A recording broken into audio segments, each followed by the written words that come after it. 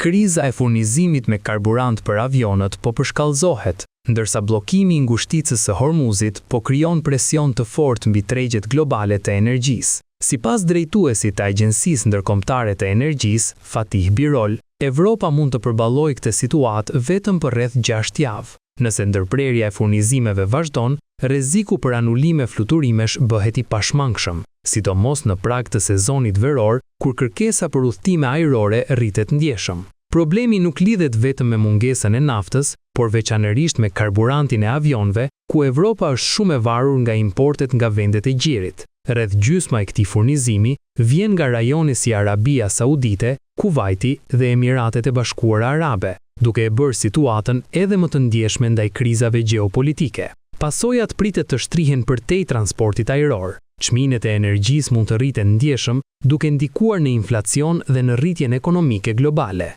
Sipas ekspertëve, vendet në zhvillim do të jenë më të goditurat, por nëse kriza zgjat, ndikimi do të prek çdo ekonomi. Në thelb, pa një zgjidhje të shpejtë të konfliktit dhe rihapjen e rrugëve tregtare, bota përballet me një periudhë të pasigurt energjetike dhe ekonomike.